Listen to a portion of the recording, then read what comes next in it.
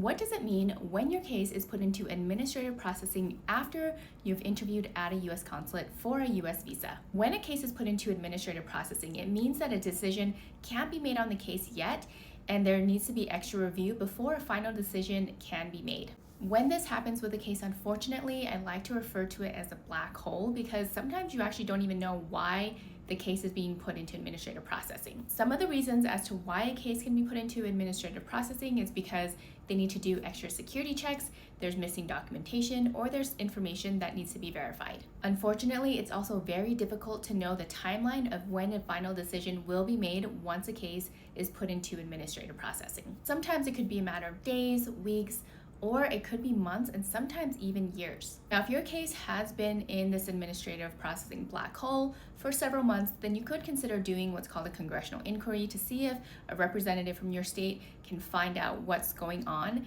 with your case. A lot of times, even with those inquiries, they actually can't tell you what's going on either, especially if your case is in administrative processing because of security issues. Now, something to keep in mind is that if a case is put into administrative processing, it doesn't mean that it's denied. It just means that it's being delayed until a final decision can be made. Generally speaking, when this happens, a lot of times all that people can really do is wait. If you'd like to talk to me about your immigration situation, you can schedule a consultation through the link in my bio or by calling my office, and that information is also in my bio.